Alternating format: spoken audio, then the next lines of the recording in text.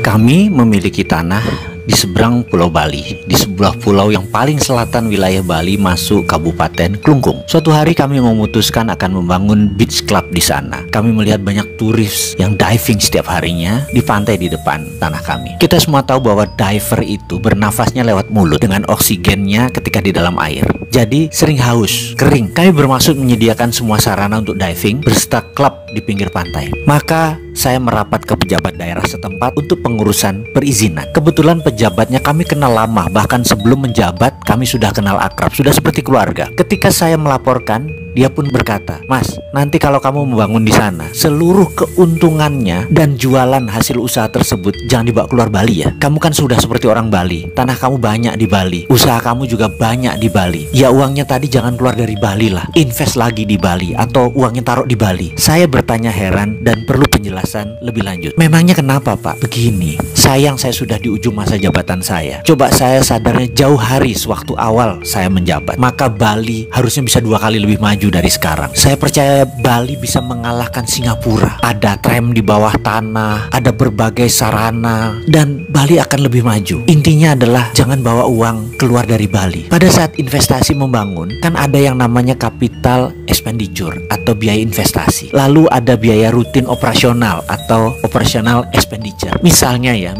kamu invest 100 miliar, lalu sales kamu katakanlah 30 miliar per tahun. OPEX-nya anggap kira-kira 10 miliar. Yang 20 miliar adalah keluar dari Bali karena untuk bayar investasi lagi, CAPEX-nya kamu. Bayangkan, kalau uang itu 100% mengendap di Bali, saya rasa mereka akan membangun terus berbagai sarana, bukan melulu hotel, ada ratusan macam bisnis. Ada ratusan sarana seperti jalanan, rumah sakit, dan lain sebagainya akan tumbuh. Sayangnya di Bali ini investasinya 80% uangnya keluar dari Bali. Hanya 20%-an aja yang tinggal di Bali sebagai operation expenditure, yang CAPEX keluar dari Bali. Padahal mereka itu orang Bali sendiri. Malah begitu untung malah taruh uangnya di Jakarta, diletakkan di negara lain. Itu yang saya sayangkan. Jadi kamu setelah membangun usaha di Bali, usaha tersebut jalan, usahakan uangnya diputar lagi di Bali. OPEX dan CAPEX-nya tadi diputar lagi atau simpan di Bali. Saya yakin ekonomi Bali akan tumbuh 3 kali lipat. Sarana dan semua kebutuhan di Bali menjadi tumbuh sangat cepat. Kalau kamu nggak janji ya uang Bali untuk Bali, maka izin ini akan saya pertanyakan berkali-kali sampai kamu sanggup membantu Bali. Saya tanpa berpikir panjang menjawab, "Pasti Pak, saya di Bali itu udah 40 tahun bolak-balik, sudah jadi rumah kedua saya. Rumah saya di sini pun banyak dan saya tinggal di sini kok. Pasti saya putar di Bali." Kemudian dia menjawab, "Ini hanya komitmen loh ya, hanya oral. Jadi hanya komitmen di dalam hati. Secara moral dan semangat membangun Bali, itu tok kok yang saya tuntut." "Gak apa-apa Pak, saya setuju," saya bilang begitu. Lalu saya tanya, "Kalau yang direct investment asing yang masuk Indonesia itu bagaimana Pak? Yang nasional itu Pak? Nanti tinggal OPEX-nya saja kan yang muter, yang CAPEX-nya keluar." Itulah yang saya protes dalam hati loh ya, karena kan saya bukan kebijakan nasional. Saya yakin yang menasihati itu atau orang yang mengingatkan, yang membuat keputusan itu pasti bukan NKRI garis lurus. Mereka itu free rider, penumpang gelap yang pengen uang cepat. Mereka nggak ngerti bangun negara. Mereka ngojok-ngojokin pejabat. Dan kalau mereka pejabat, mereka pasti nggak pernah ikut Lemhanas. Mereka nggak ngerti apa itu bela negara. Bener deh, itu keyakinan saya. Saya melihat Singapura ya,